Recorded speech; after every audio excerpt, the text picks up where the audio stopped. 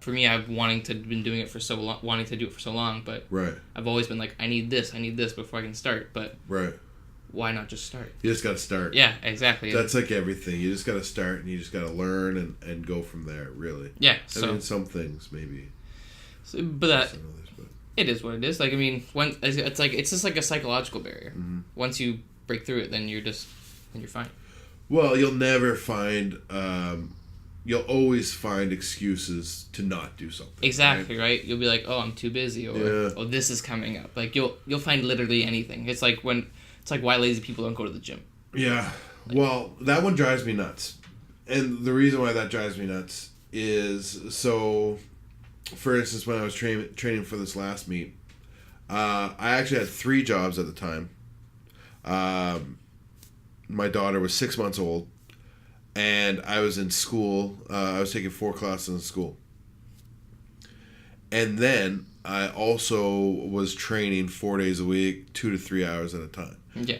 And people are trying to tell me they're too busy to go to the gym. Yeah, or they're super busy. And they've got one job that they work 40 hours a week in. Like, there's always time. I was going to school full-time and working full-time, across the 3 jobs. And training full-time. Yeah. So I don't understand where people don't have the time. They're just refusing to make the time. I mean, it's all about priorities, right? Do I have any time other than that? No. Do I spend 4 or 5 hours a day playing video games? No, I don't even own any video games. Like, I don't play video games. Exactly. You have your priorities set. Like, right. Like, you're just like your free time is training. Exactly. Right. So that's also my social time, right? Like, I don't go to the bar. I don't, having a kid and stuff. I don't really hang out with anybody other than at the gym. Right. Yeah. If you're my friend and you don't go to the gym, I'm probably not going to see you. Anymore. If you go to the gym, though, we'll hang out. Yeah, It'll exactly. be fun. It'll be good. Yeah. Yeah, you can catch up for like a couple minutes between sets and. I'm powerlifting. I'll take a good 10 minutes break. Sets. Yeah. I'll sit down. We'll have a chin waggle. It'll be okay. I like it. Yeah. But that's the way I like to train.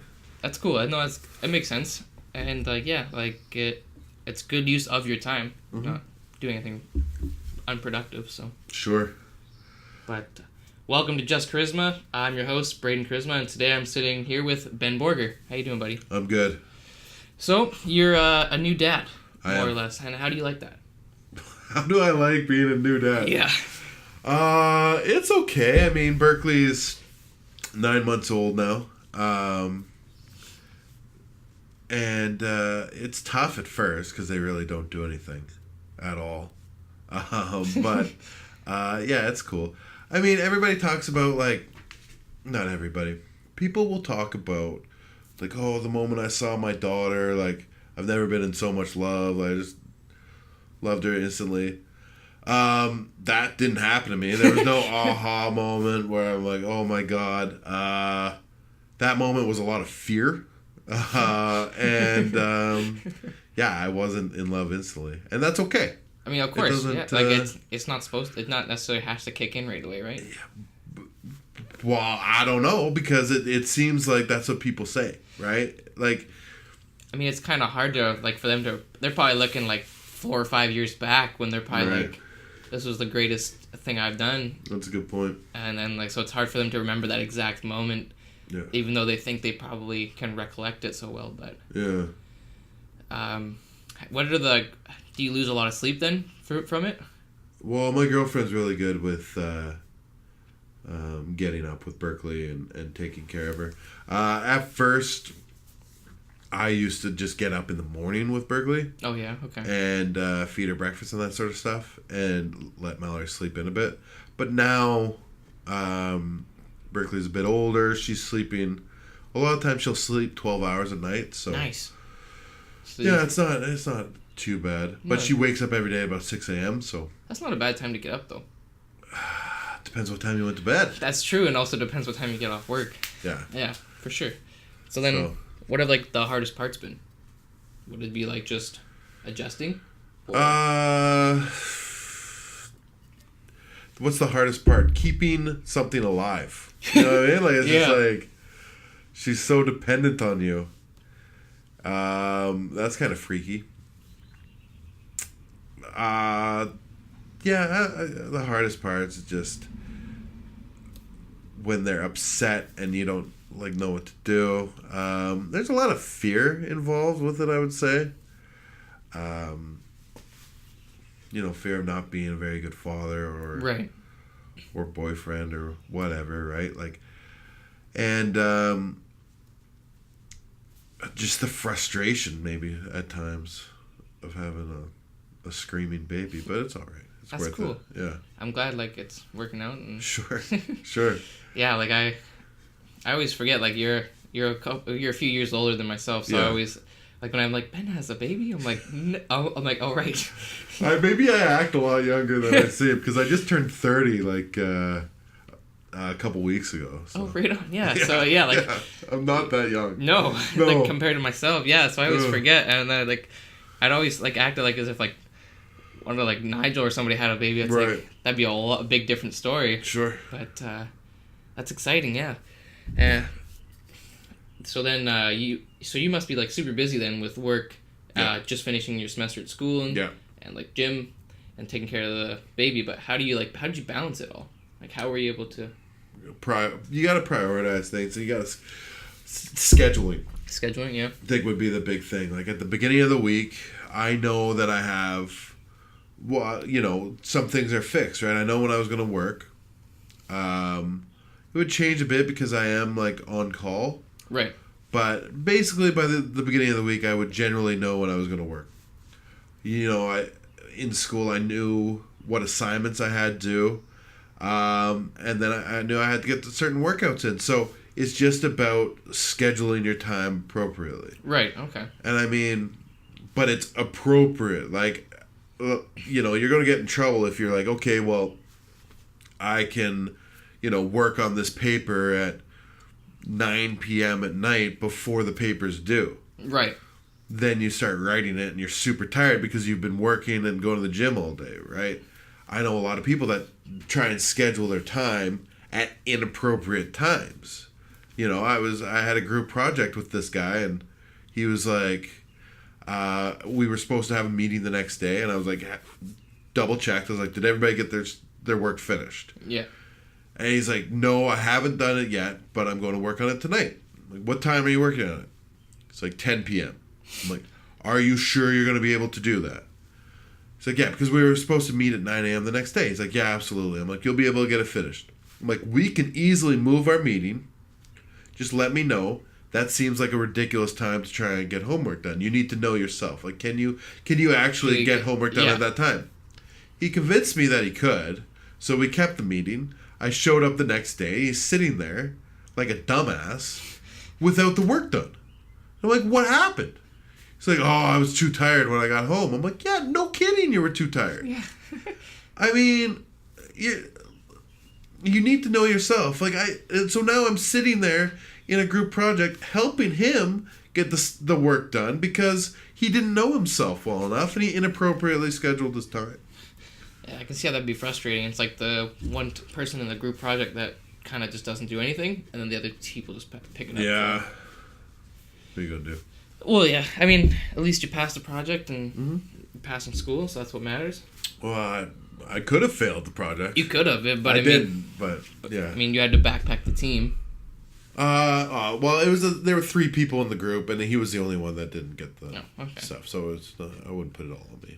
Fair enough. Yeah. What are you going to school for? Social work. Social work? Yeah. A bachelor of social work right now. And why'd you choose that? Oh, man, that's a loaded question.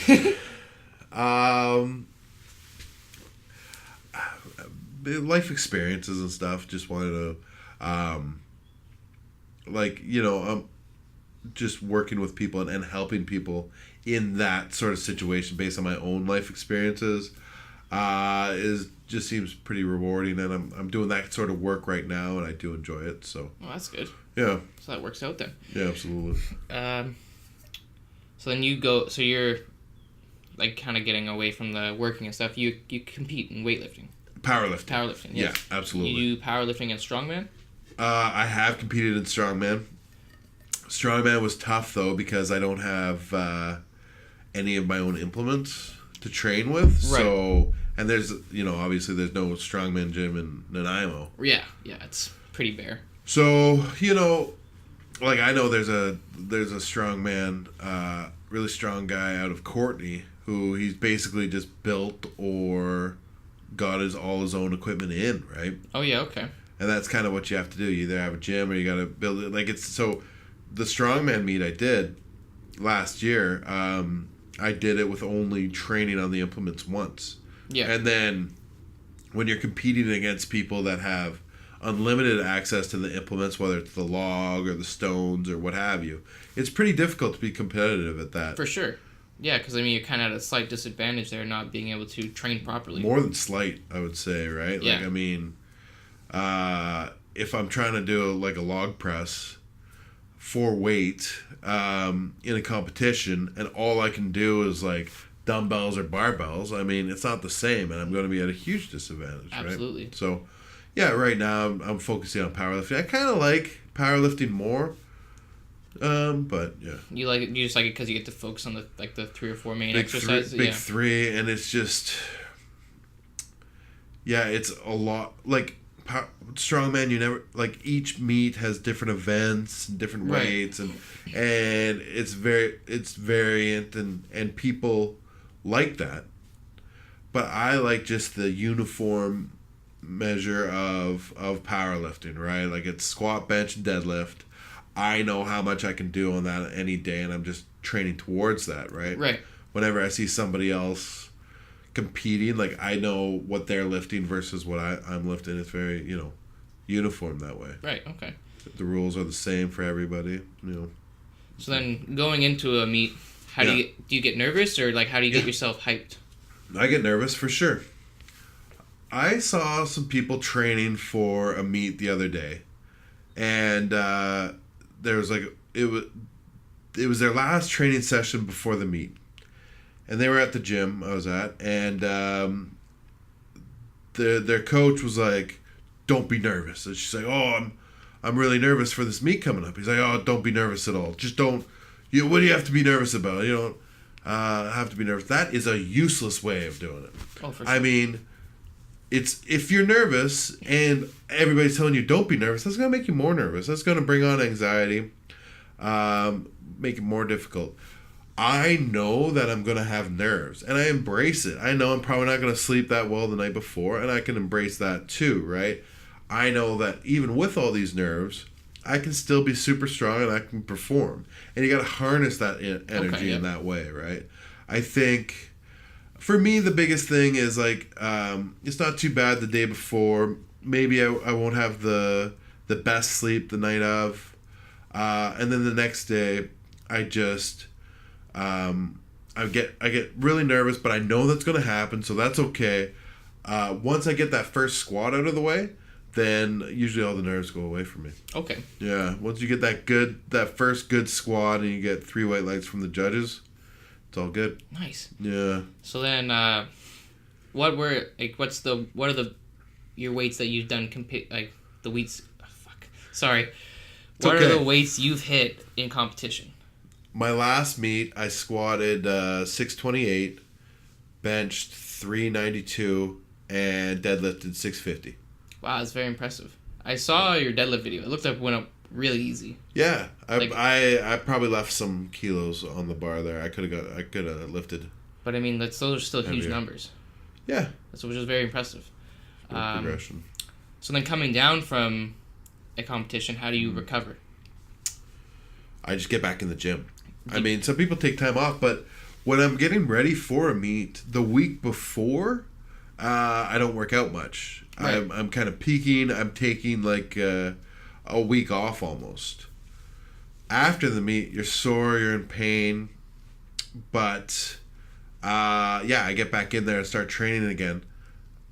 And I feel like I just took a week off. I'm not going to take another week off. And it's about active recovery. Now, what I don't do is I don't do the main 3 lifts. Okay, so just like accessories? Or variations. I mean, maybe I'll do some tempo high bar pause squats. Right, okay. I might do some 3 pause benching. Deadlifts, I'm going to be doing lightweight variations, basically. Okay. And this is coming from my coach as well, as a way to wave out of a meet is using these lightweight variations.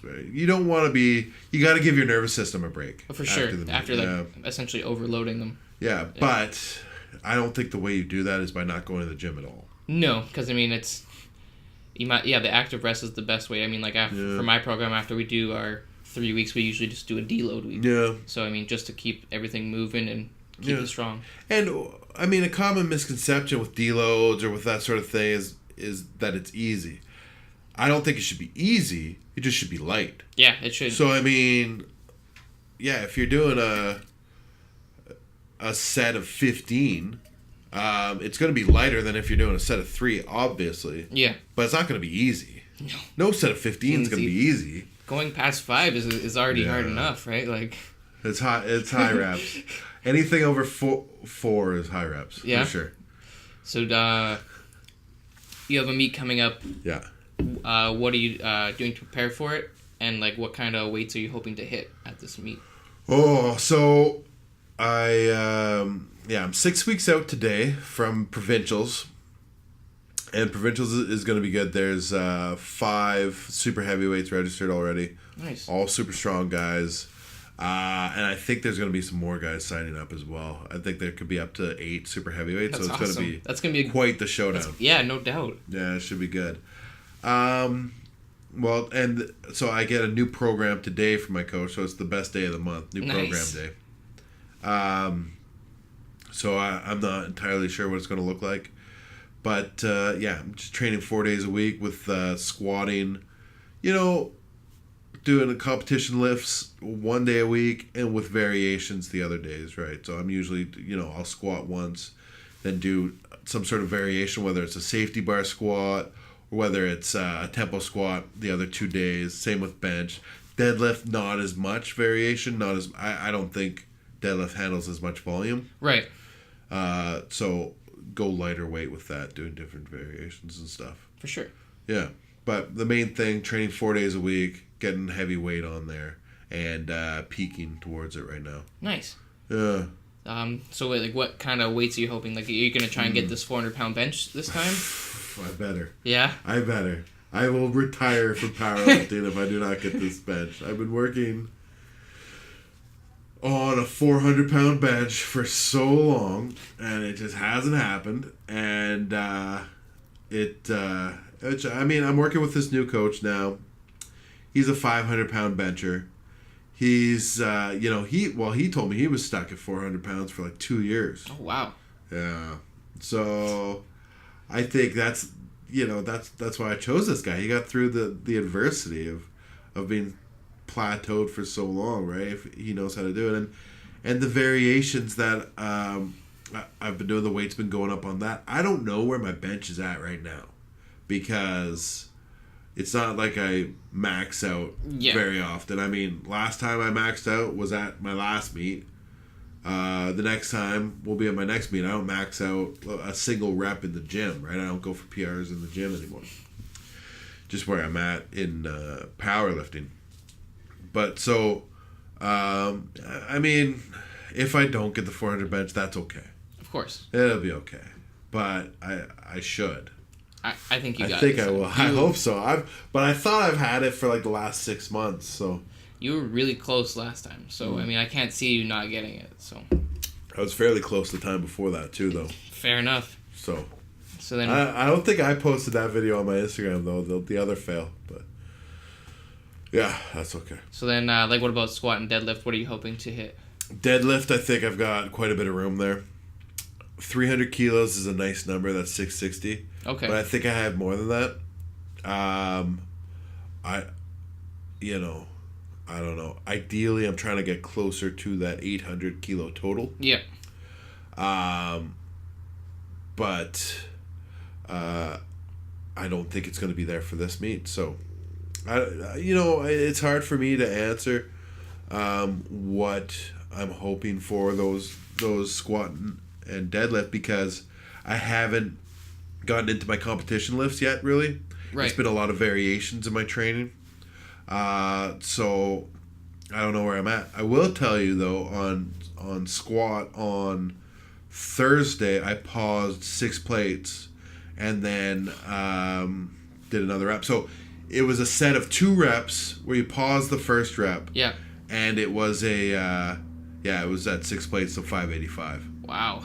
And my last meet, my opener was 572. So I'm pausing weight heavier than my opener, right? So that's awesome. It was really good. I think you'll be at the 600 squat in no time. Well, I squatted 628, so... Oh, true, yeah. So, yeah, no, in no time at all. Like, yeah, I did you already did it. I did it like a year ago. Fair enough, so yeah. Yeah, absolutely. I feel like this chair is going to explode at any moment. I really hope Just letting you know. No worries. I hope it doesn't, too. I destroyed a chair a week ago. At my house. I destroyed a chair, and my girlfriend freaked out because we've got 2 chihuahuas, and she's like, what if there was a chihuahua under there? I'm like, well, it would have died. Yeah. It would have died. Our dogs would have been dead. So I'm not allowed to sit in chairs anymore. I have to sit on the couch. I mean, comfier anyways.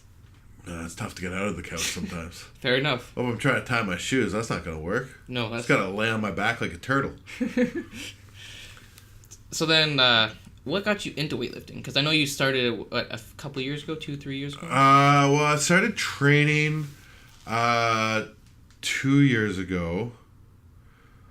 March 2016, I started training. And just working out, just, doing whatever, like the bodybuilding style stuff, not really knowing what I'm doing. Right. Training with friends. And then quickly, I got obsessed with sort of, the squat, deadlift, bench not so much, but squat and deadlift. And what happened was I was looking for like a program to follow, and was on bodybuilding.com, and I saw Lane Norton's PH3. And the PH3 was this bodybuilding program, which I guess you could call it power building. Right. That implemented the big 3 throughout it. It was a lot of, squat, bench, deadlift, as well as accessories. Some weird stuff like blood restriction training. So we were tying rubber bands around our arms and doing bicep curls. I've seen a couple guys do that. I've always thought it was an interesting take. Yeah, I did that for a while. Did it work? I don't know.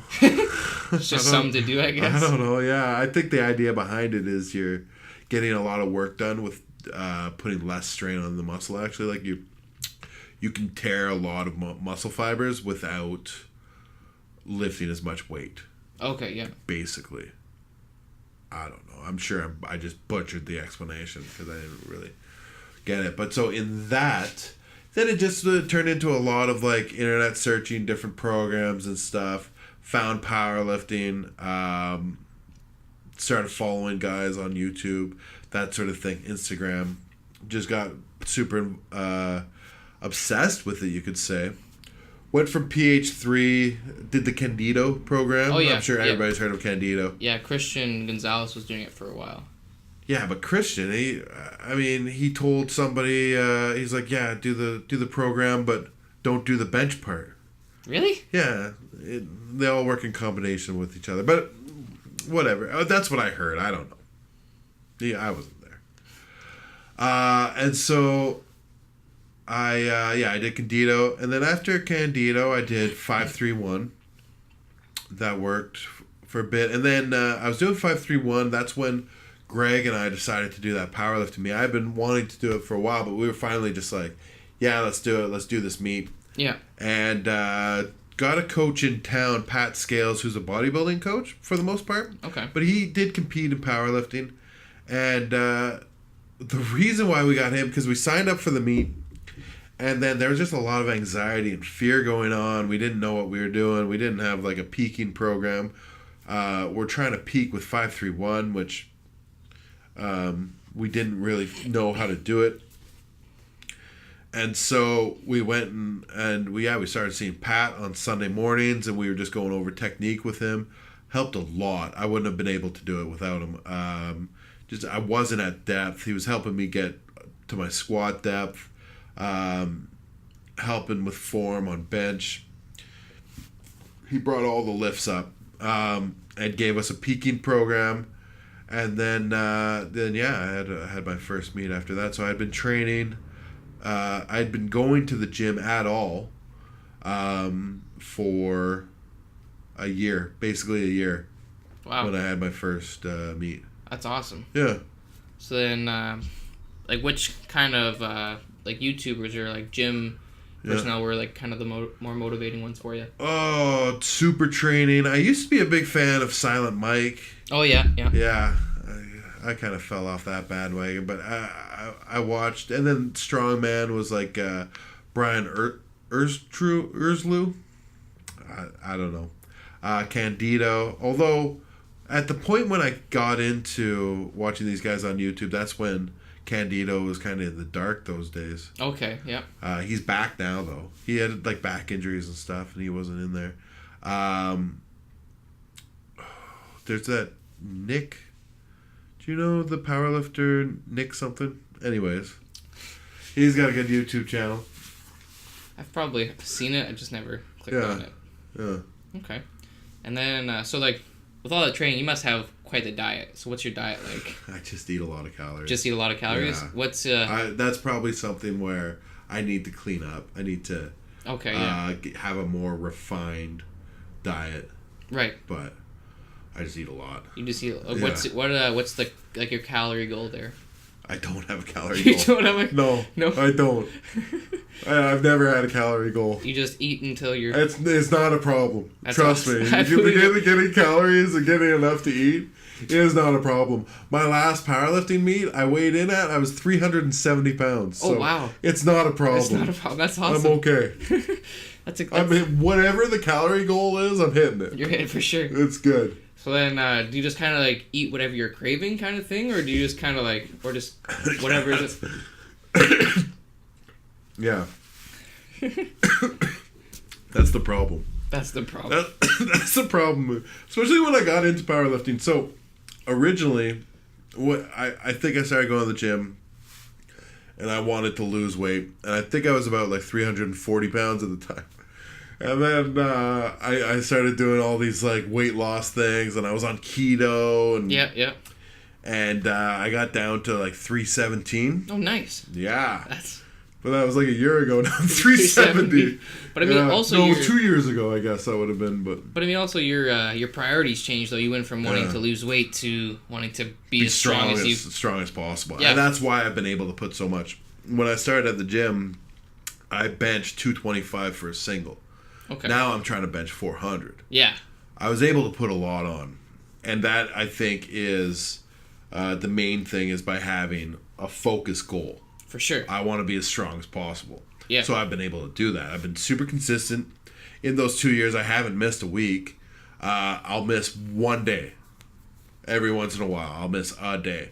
But I still haven't done that in... I don't think I've missed a day since Christmas. And I ended up combining two of my workouts into one. Oh, yeah, okay. Just so you wouldn't miss it? I'm still getting it in, yeah. I just cut out some of the accessories and did basically two. Right, okay. Yeah. Do you ever see, the Brian Shaw's, 10,000 calorie video? Yeah. That's kind of how I pictured. The full day of eating videos? Yeah. Yeah, I have no idea.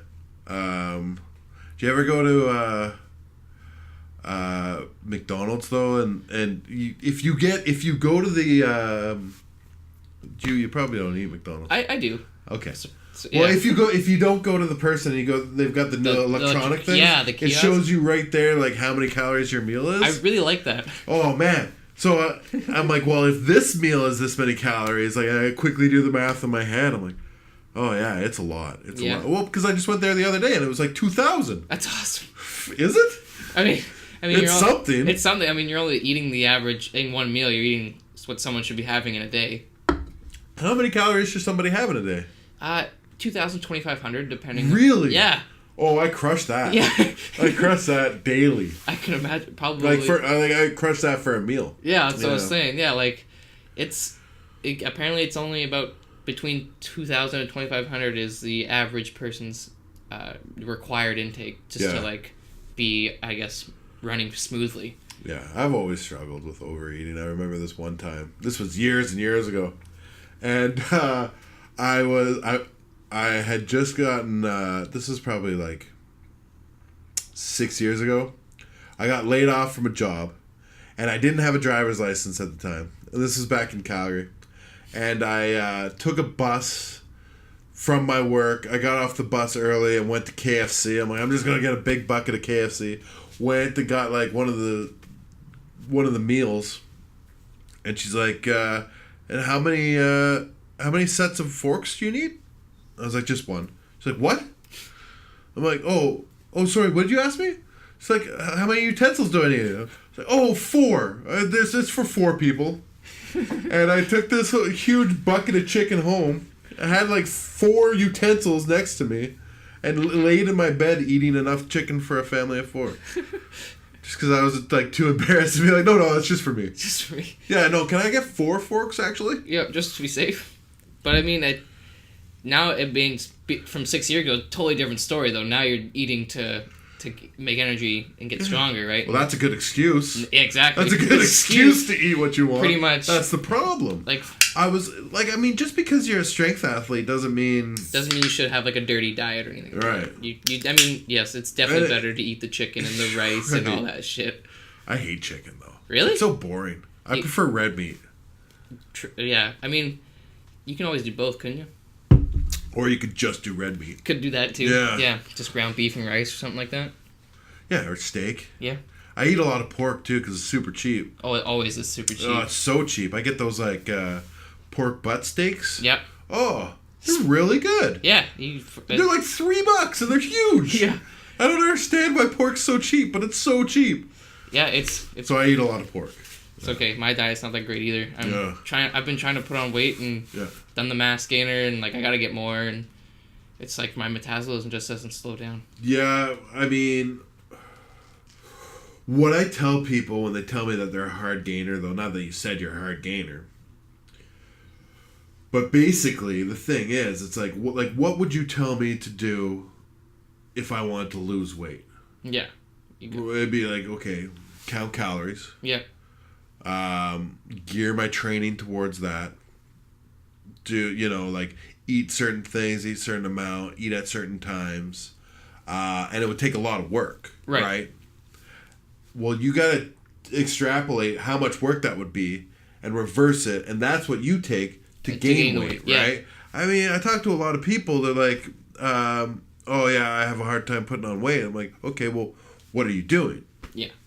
They're like, well, basically, they're just going about their day and they're confused as to why they're not putting on weight. They're not eating enough. They're not eating at the right time. They're not training in that manner. And yeah, of course you're not going to put on weight, right? Yeah. I'm not saying that you're doing that. But just saying, I mean, yeah, for somebody to put on weight, it's like me trying to lose weight. Yeah. I mean, the natural disposition's there, right?